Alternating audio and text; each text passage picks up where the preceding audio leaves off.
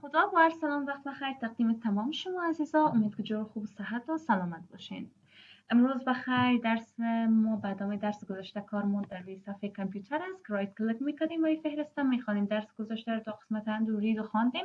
این دو بخش دیگر که از مربوط به گرافیک کارت کامپیوتر میشه. قسمت اول خاص شیک ساختن فولدرها و دیگه هم که از مربوط به گرافیک کارت کامپیوتر میشه که باز یک لکچر طولانی داریم در بخش کنترل پنل که انشالله درس ما در کنترل پنل رسید. برای به شکل جداگانه میبینید که اینجا به شکل جداگانه همراهتون شریک خواهد ساختم و لکچرش همراه شما عزیزا شیر خواهد کردم. فعلا از این بخش دیر میشیم. قسمت بعدی را قرار است درس امروز بخوانیم. بخش نیو است. اولین اپشن که ما در بخش نیو داریم بخش فولدر است. فولدر چی هست؟ فولدر یک بکس یا یک گوشی را به ما آماده میسازه که ما میتونیم در بین از تمام دیتا و اطلاعات را که میخواهیم ذخیره بسازیم. حالا شما ببینید در روی از این صفحه کامپیوتر چقدر کانال و فایل و ایگپا وجود داره. اگر من بخوایم تمام از اینا رو چی میکنم؟ تمام از اینا رو میتونم در یک فولدر جابجا بسازم و خود همین فولدر که هست باعث از این میشه توی که از بیرباری و اما گزدی در کامپیوتر ما جلوگیری شه و تمام فایل های ما در جای معین نگهداری شه. خوبی فولدر چی است؟ شما طبعا که در کامپیوترتون ممکن است عکس باشه، ویدیو باشه، آهنگ باشه، تلاوت قرآن کریم باشه و بعضی از فایل‌های از درس یا پایتون باشه و اگر اینا همگیش در یک جو جمع شوند طبعا که پیدا کردنشون خیلی مشکل و دشوار می باشه. با همین خاطر این که ما بیایم به هر کدامش یک فولدر جداگانه بسازیم. مثلا یک فولدر من اینجا دارم درسای کامپیوتر است که به شما آماده ساختیم و میخوایم که تا چنل یوتیوب شریک بسازیم و هم یک فولدر دیگه که از اینجا همگیش عکسای شخصی است یا اینجا تلاوت‌های قرآن کریم است. اما فولدر باعث از این شد تا اینکه من به بسیار راحتی بتونم عکس‌ها را اگر بخوایم عکس‌ها به خود زودتر پیدا بتونم، اگر بخوایم آهنگا رو زودتر پیدا بتونم. خلاصه خوبی یک فولدر داره این هست که میتونم به هر بخش از فایل‌های کامپیوترم یک فولدر جداگانه بسازم. حالا ما هر قدر که فولدر بخوایم میتونیم جور کنیم. طریقه جور کردن رایت کلیک میکنیم در صفحه کامپیوتر بالای نیو کلیک کرده آپشن اول که به نام فولدر است ایره میزنیم و طریقه دومش هم از طریق شورتکت است. در شورتکت ما چی را فشار میدیم؟ کنترل همراه با شیفت و همراه با ان وقتی فشار بدیم ببینید اینجا چی شد و ما یک فولدر دیگر باز کرد. ما بخوایم که امی گوگل کروم در امی فولدر انتقال بدم کلیک چپ محکم میگیرم با حرکت دادن ماوس میتونم که گوگل کروم و هم اون فایل مورد نظر ما در اون فولدر که میخوایم علاوه کنم. دیدین؟ از روی صفحه کامپیوتر دور شد. وقتی که وارد از این فولدر شوم معلوم میشه گوگل کروم در این فولدر اضافه شد. این بود طریقه اول. طریقه دومش که هست که ما یک کاپی میگیریم. مثلا ما در اینجا از نیو فولدر یک کاپی میگیرم. وقتی کاپیش گرفتم میتونم در اینجا چیکار کنم؟ بیارم دوباره با رایت کلیک کردن پست کنم. میتونم پست هم بکنمش، میتونم از پست شورتکت هم استفاده کنم. در کاپی که از هم فایل ما در روی صفحه کامپیوتر و هم در اونجای اصلیش میباشه، هم یک کاپی از اون ما میتونیم در کدام فایل و هم در کدام قسمت دیگه از کامپیوتر ما انتقال بدیم. طریقه سومش که از طریق کت است. شما مستقیم اون فایل را که میخواین از اون روی صفحه حذف میکنین و میارینش در امی فایل و یا هم این فولدر که میخواین. به طور مثال ما پاورپوینت نظام عبادتی که هست این رو میخوایم کت کنم. ببینید در اینجا رنگش خیره شد. الان در بین از این فولدر که پستش کنم از اونجا چی شد؟ آمد در اینجا از روی صفحه کامپیوتر دور شد و آمد در بین همون فولدر که من میخواستم. شورتکت هاشون چی است؟ شورتکت کت کردن که ما کت میکنیم امیال که انجام دادم شورتکت هستی کنترل اکس است. یعنی کنترل همراه با اکس که فشار بدین یک فایل میتونین که کت بکنین. شورتکت کاپی چی است؟ کنترل همراه با سی و شورتکت پست کنترل همراه با وی. این شورتکت ها رو کوشش کنین که حفظش داشته باشین چون در موارد متعدد میتونین از اونا استفاده کنین. خب فعلا ما در این فولدر این فایل هایی را که میخواستم اضافه کردم. آن نوبت به چی میرسه؟ نوبت به این که من بیایم به همین فولدر چی بدم؟ یک نام بدم. به خاطر که برای از این فولدر یک نام بدم بالایش رایت کلیک میکنم، گزینه رینیم کلیک میکنم. در اینجا نوشته که آبی شد میتونم که ایره بک اسپیس بزنم و نوشتهش حذف کنم. آن اسمش هر چی که بخوایم میتونم بانم. به طور مثال من اسمش میمانم حامد. انتر. اسم از این فولدر ما چی شد؟ حامد شد. حالا لوگوی از این خوشم نامد. من نمیخوایم که همین شکل یک فولدر باشه. به خاطر کمی لوگویش و یا هم نمایش تغییر بتون چی کار میکنم؟ بالایش رایت کلیک میکنم. فهرسته که باز میشه آخرین گزینش پراپرتیز بالای از این کلیک میکنم. در اینجا ما در بخش کاستومایز میریم. در قسمت های دیگه کار نداریم. در اینجا گزینه ای که داریم ما به اسم چنج آیکن است. در اینجا آیکن های مختلف است که کمپانی ویندوز به ما پیشنهاد کرد و ما میتونیم از هر کدامش نظر به اما ضرورت ما استفاده کنیم. به طور مثال ما میخوایم که انت یک لوگو رو برش استفاده کنم. بعد از اوکی، بعد از اپلای، بعد از هم اوکی. ببین چی شد؟ فولدر هم اسمش به نام حامد شد، هم لوگوش اما قسمش شد که من میخواستم، هم لوگوش اما قسمش شد که من میخواستم. اگر ما بخوایم این رو بدون لوگو بسازم چی کار میکنم؟ دوباره بالاش رایت کلیک میکنم، در بخش پراپرتیز میرم. در این قسمت گزینه کاستومایز، بعد از چنج آیکن. در اینجا بعضی از آیکن های وجود داره که خالی هستن. ببینید اینجا کست کنگیش چی هست؟ خالی است. میتونید از هر کدام از اینا استفاده کنید. من از این استفاده میکنم. اوکی، اپلای و اوکی. خب یک ریفرش بزنیم. اوکی. ببینید در این قسمت در حالت عادی اصلا معلوم نمیشه که اینجا فایل است، فقط اینجا یک اسم وجود داره تا یک ماوس در سر از این حرکت ندیم. حالا اگه بخوایم اینمی فولدر ما را بدون اسم هم بسازیم چیکار میشه؟ اگر ما بگیریم بالای رینیم کلیک کنیم، این را حذف کنیم، دوباره پس انتر بزنیم، دوباره پس هم اسم سابقش میاد. در این شکل شما باید از یک آپشن دیگه استفاده کنید. بالایش رایت کلیک کنیم، گزینه رینیم بزنید. همین که نوشته آبی شد یعنی انتخاب شد، دوباره بالای از همین چی کنین؟ رایت کلیک کنین. اینجا ما یک گزینه داریم به اسم Insert Unicode Control Character. بالای از یکی کلیک کردین براتون اقسم یک فهرست استفاده میشه. شما از هر کدام از اینا که استفاده کنین میتونین که فولدرتون بدون اسم بسازین. همین چهارمش خیلی قابل استفاده است و خیلی هم خوب نتیجه بخش است. من از این استفاده میکنم. بعد از هم انتر. دیدین؟ اناله در اینجا هیچ کس فکر نمیکنه کدام فولدر باشه تا اینکه من ماوسم در اینجا حرکت ندم. در غیر از او هیچ کسی هر کاری که کنه نمیتونه بفهمه که در اینجا آیا کدام فولدر وجود داره یا خیر.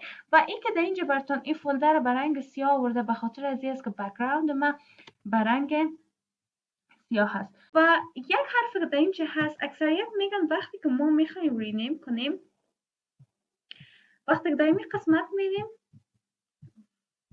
وقتی در این قسمت رینیم میریم، در اینجا امین نوشته که مثلا اسم از این قسم باشه. در اینجا وقتی که ما بالای از این رایت کلیک میکنیم امین آپشن از ما نداره. در این قسمت ما رایت کلیک میکنیم این آپشن نداره. در این صورت بازینات باید چی کار کنیم؟ بالای خود از این رایت کلیک میکنیم. وقتی که رایت کلیک کردیم بالای رینیم میاییم، این اسم پاک میکنیم. در اینجا که هست آلت در کیبورد آلت همراه با 0160 محکم میگیریم، بعد از آلت اعلام میدیم و اینتر. میبینیم که چی شد؟ فولدر ما بدون اسم شد. فعلا در اینجا نه کدام فولدر لوگویش وجود داره نه هم کدام اسم. تا یک من ماوس حرکت ندم در اینجا کدام فولدر بر من نمایان نمیشه. خب اول بر از این من میخوام دوباره اسم بتم مثلا این اناله. اگر ما از شورتکت Alt 0160 استفاده نکنیم میتونیم از شورتکت دیگهش استفاده کنیم. بالای رینیم کلیک میکنیم، این را حذف میکنیم، دوباره Alt همراه با 255 Alt اعلام میکنیم، بعد از هم انتر. این هم بود از بدون اسم کردن فولدرها. و به خاطر که بخوایم که این رینیم بسازین، یکی خودی طریقه است که بالایش رایت کلیک میکنین بخش رینیم میرین، یکی بالای خود همین فایل کلیک میکنین آپشن F2 رو میزنین. وقتی که F2 رو زدین اتوماتیک اینجا چی میشه؟ براتون انتخاب میشه اما قسمت اسمش و شما میتونین فولدرتون به هر اسم که خواستین اسم بدین و بعد از گزینه انتر کلیک کنین. بخش فولدر یک قسمت دیگه باقی مانده ای است که ما مثلا میخوایم که امین لوگو از بین از این لوگوهایی که ما انتخاب کردیم نباشه، یک عکس خودم باشه و یا هم یک عکس دیگه باشد. ما از بین اما فولدرهای ما هم از بین عکس های کامپیوتر من انتخاب کرده باشمش. به خاطر که قسم یک عکس بیاریم اول اما عکس انتخاب میکنیم که ما وقت انتخابش کردیم اینجا آوردیمش. شرط دی چی هست که کیفیت عکس باید BMP باشه. کیفیت عکس باید BMP باشه. شما یک بار بالای امو عکس رایت کلیک کنین، در بخش پروپرتیز که برین میبینین که کیفیت از یک از JPG است. JPG ممکن نیست که من حیث یک لوگوی از فولدر استفاده شود. به خاطر که ما کیفیت از زیر BMP کنیم چی کار میکنیم؟ باید بالای از این رایت کلیک کنیم، بعد از اون بالای گزینه edit کلیک میکنیم. دیگه کدام کار نداریم، مستقیم برنامه پینت به ما باز میکنم. ما در بخش فایل میاییم، از اینجا بالای سیو از دسکتاپ میخوایم و ای که به کدام کیفیت در اینجا سیو شود. من BMP را و هم بیتمپ انتخاب میکنم، اما BMP یا بیتمپ هر دویش یکی است.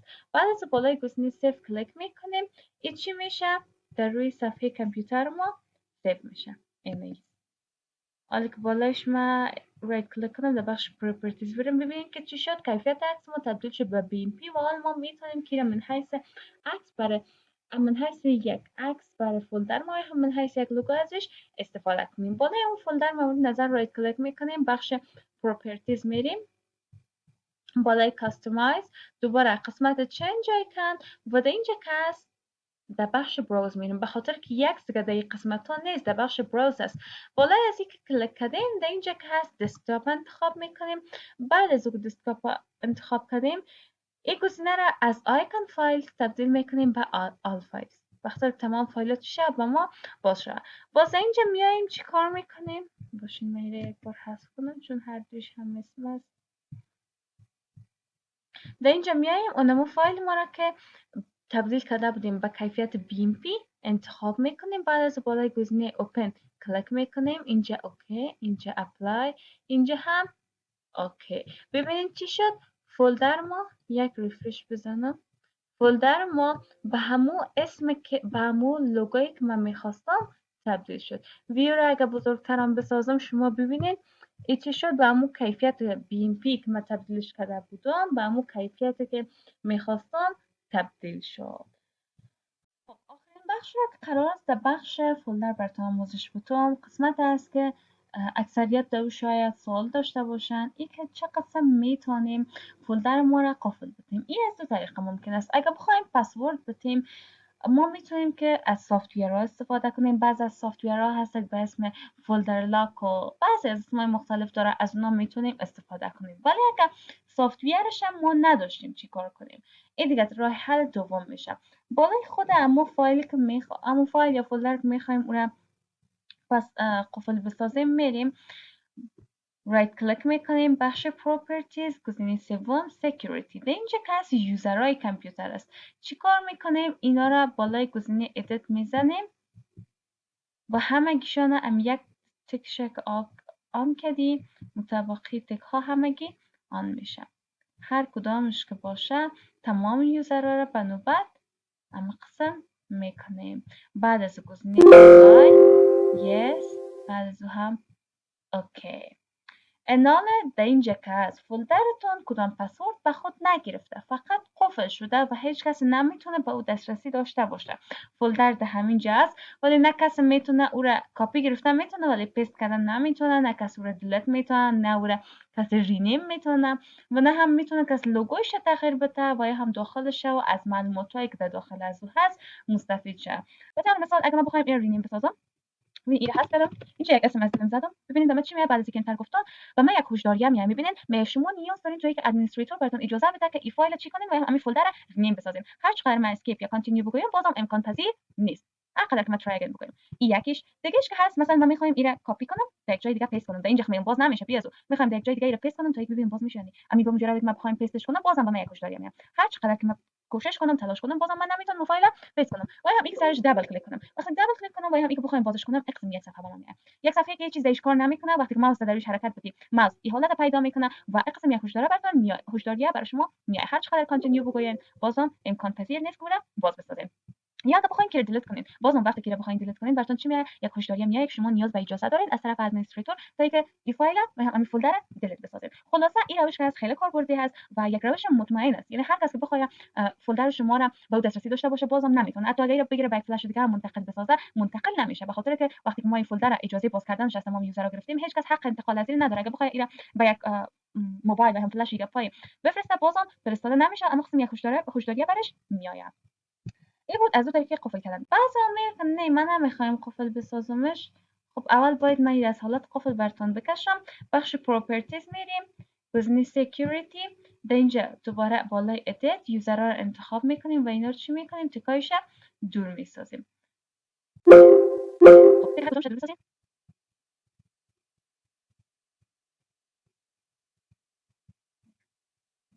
بعدش هم گزینه اپلای. اوکی ایناله این فایل که هست از حالت قفل بودن خارج شد، باز میشه، دیلیت میشه، رینیم میشه، کپی میتونیم ازش گرفته. خلاصه از اما حالتی که خارج از دسترس به همگی شده بود خارج شد.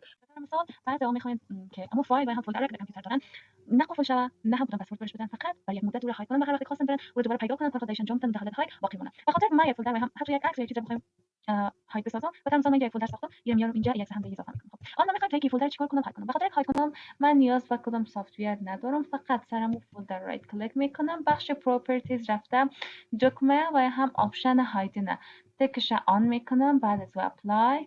اوکی بعد از هم اوکی. دیدین چی شد؟ فولدر از اینجا گم شد. هر چقدر که مثلا من اینجا ماوس تکان بدم هر چی کنم در اینجا وجود نداره.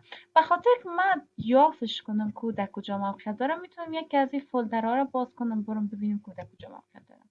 من این فولدرها رو باز نمیکنم چون بعضی از اطلاعات محرمانه درش وجود داره، با خاطر یک فولدر دیگه میسازم از طریق میریم در این فولدرم باید کدام چیز اد باشه. مثلا مثال من این اد ساختم. اینال در قسمت ویو رفته اینجا ما یک آپشن داریم به اسم hidden items. وقتی بالایش مثلا نزدیک بریم میگه show or hide to files and folders that are marked as hidden. اما فولدرهایی را که ما هاید کردیم وقتی که از زیر آن کنیم بر ما چی میشه؟ اینجا نمایان میشه. من دادم فولدر هاید کرده بودم، یکی بود یکی هم ای بود که از قبل بود ولی این نیو فولدر ما قبلا به شما هاید کرده بودم. ببینین در بینش همون ایمیجی که اضافه کرده بودم همون است. بازش کنم. اینه اما عکس را که من درش اضافه کرده بودم اما عکس است در بینش. حالا اگه بخوایم که تا وقتی که من دوباره پس نرم میته که آف نکنم این در روی صفحه می باشه، اما امی که ایده که آف کردم دور کردم ببین از اینجا چی شد؟ دور شد. حالا اگه ما بخوایم که به شکل مکمل دیگه امی این از حالت هاید خارج بسازم باید چیکار کنم؟ برم در بخش پروپرتیز گزینه هایدن غیر فعال بسازم و بعد دو اپشن اپلای اوکی و همچنان اوکی. حالا اگه ما برم در امی فولدر هایدن آیتمز آف کنم این دور نمیشه، گم نمیشه، بخاطر که از حالت هاید خارج شد. فقط اما فولدر را که من قبلا هاید کرده بودم در اینجا به من چی شد؟ باقی ماند. این بود از بخش هایدن که شما هم میتونین از این استفاده کنین.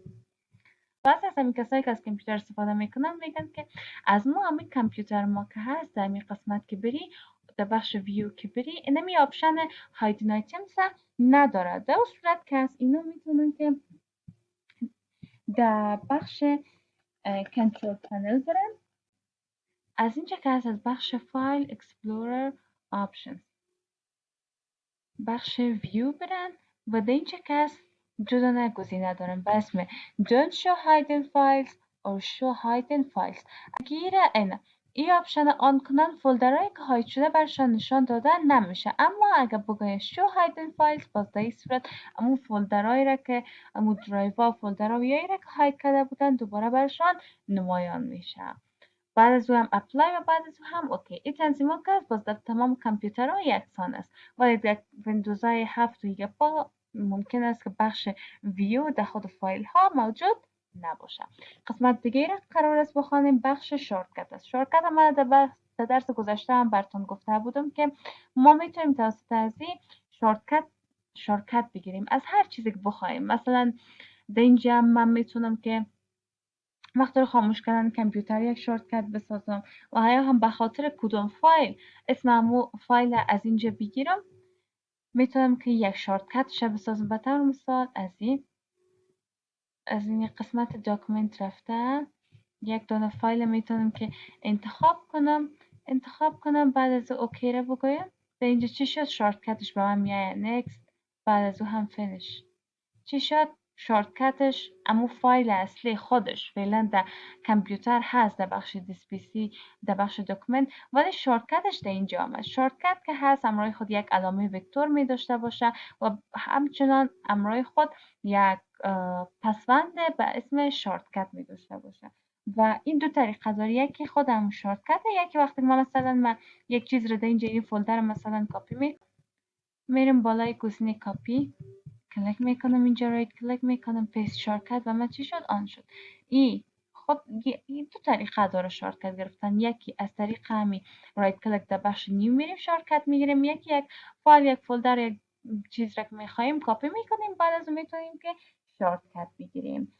اگه کسی میخواست به ما یک فولدر روان کنم مثلا از کامپیوتر خود به فلش و هم از کامپیوتر خود به یک موبایل یک چیزه و او علامه وکتور و هم پسوند شورتکت داشت، شما بگیم که هیچ زحمت نکش و به من روان نکن، به خاطر که شورتکت تا اینکه فایل اصلی نباشه یا فولدر اصلی نباشه کار نمیده. در اون صورت که از اینکه شورتکت به شما روان کرد، شورتکت به شما میگه فولدر اصلی پیش از او است، پس شورتکت هیچ کدام کار و هم فایده به شما نمیرسانه. این بود از بخش شورتکت. قسمت بعدی که هست دیگه از امینجا الا آخرش که هست امو فولدرها امو برنامه هایی است که ما ارد کامپیوترم نصب کردیم، مثلا مایکروسافت اکسس است، ورد است، پاورپوینت است، تکست داکومنت است، اکسل است. در بخش استارت مینو برم تا که اسمشان نوشته کنم و یا هم در بخش رن برم در اینجا اسمشان نوشته کنم تا که را بیارم یک مقدار زمان گیر است، اما بهتره که برم رایت کلیک کنم در بخش نیو و هر کدامشان که بخوایم میتونیم دسترسی داشته باشیم. مثلا ما میخوایم که در بخش امی اکسس برم بالایش که دبل کلیک کنیم ببینیم چی شد و من صفحهش باز شد و ما میتونیم که از این استفاده کنیم. و یا هم اگر من بخوایم که در اکسل برم کار کنم در اینجا وقتی که بالایش کلیک کردم اما اکسل به ما آمد میتونم بازش کنم و از این استفاده کنم اما کار ما درشی کنم انجام بدم. این بود از درس امروز ما عزیزا. امیدوارم یک چیز را یاد گرفته باشین. اگر کدام مشکل پیشنهاد و انتقاد داشتین حتما در کامنت ها بگوین و بخش بعدی که در رایت کلیک میخوانیم دیسپلی ستینگ و پرسونالیز است که ایره انشالله در درس بعدی در ویدیوی بعدی بیننده باشین و تا برنامه بعدی